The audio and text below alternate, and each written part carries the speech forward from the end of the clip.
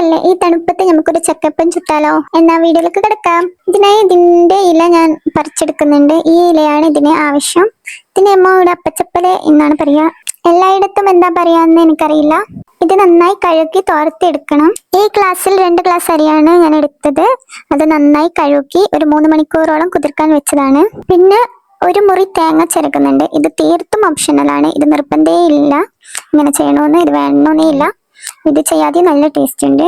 പിന്നെ ഇതിനായി 2 അച്ച വെള്ളമാണ് ഞാൻ എടുത്തു വെച്ചിട്ടുണ്ടത്. പിന്നെ വേണമെങ്കിൽ നോക്കി ചേർക്കാം. പിന്നെ ഇതിലേക്ക് അരച്ചെടുക്കാനായി ഇതിലേക്ക് ഞാൻ അരി ഇടുന്നുണ്ട്. അരി വെള്ളം ഊറ്റി ഇടുന്നുണ്ട്. പിന്നെ ചക്ക ഞാൻ ക്ലീൻ ചെയ്ത് കട്ട് ചെയ്ത് വെച്ചിട്ടുണ്ട്. 2 ഗ്ലാസ് അരിക്ക് അത്യാവശ്യം നല്ലോണം തന്നെ ചക്ക ഇടുന്നുണ്ട്. ചക്കയുടെ ടേസ്റ്റ് മുമ്പിൽ നിൽക്കുക വിധം ഇടാം. ഇത് നമ്മൾ അരി അരക്കുമ്പോൾ തന്നെ ചക്ക അരക്കാൻ ഇടാം. ചക്കയിൽ വെള്ളമുണ്ട്, അപ്പോൾ വെള്ളം എക്സ്ട്രാ ചേർക്കേണ്ടതില്ല.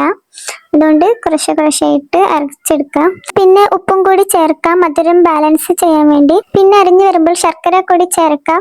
അത് നന്നായി ഉടച്ച് ചേർക്കാം. കുറച്ച് അരിഞ്ഞു വരുമ്പോൾ നമുക്ക് മധുരം ഒന്ന് ചെക്ക് ചെയ്യാം.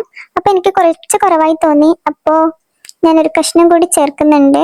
അത് പൊടിച്ചിട്ടാണ് ചേർക്കുന്നത്. പിന്നെ ചക്കയുടെ മധുരത്തിനനുസരിച്ചായിരിക്കും ശർക്കരയുടെ ആവശ്യം. ഇത് നമുക്ക് നോക്കി ചേർക്കാം. ഇതൊന്ന് നന്നായി അരിഞ്ഞു വന്നാൽ മതിയാവും.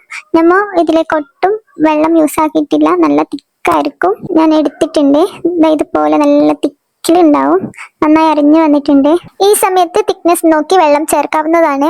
എൻ്റെത് നല്ല തിക്കായിട്ടുണ്ട്. അപ്പൊ നമുക്ക് ഇത് മിക്സ് ആക്കുമ്പോൾ വെള്ളം ചേർക്കാം. ഒരു മുറി തേങ്ങയുടെ തേങ്ങാക്കൊത്ത് അരിഞ്ഞെടുത്തിട്ടുണ്ട്. നല്ല നേരിയതായിട്ടാണ് അരിഞ്ഞെടുത്തത്. ഇത് ഇടയ്ക്ക് കടിക്കുമ്പോൾ നല്ല ടേസ്റ്റ് ആയിരിക്കും. അപ്പൊ ഞാൻ ഇതിലേക്ക് ഒരു അരക്കപ്പിന്റെ അടുത്തോളം വെള്ളവും തേങ്ങാക്കൊത്തും ചേർത്ത് നന്നായി മിക്സ് ആക്കുന്നുണ്ട്. വെള്ളത്തിന്റെ അളവെല്ലാം നമ്മുടെ ചക്കയുടെ അനുസരിച്ചിരിക്കും. അതിന്റെ കൺസിസ്റ്റൻസി കാണിച്ചു തരാം. അപ്പൊ നിങ്ങൾക്ക് മനസ്സിലാവും. ഈ കൺസിസ്റ്റൻസി മതിയാവും. പിന്നെ കഴുകി തുടച്ച് വൃത്തിയായി വെച്ച ഇലകളിലേക്ക് ബാറ്റർ ഒഴിച്ച് ഈ വീഡിയോയിൽ കാണുന്നത് പോലെ മടക്കി വെക്കാവുന്നതാണ്. ഇങ്ങനെ എല്ലാം ചെയ്തെടുക്കാം.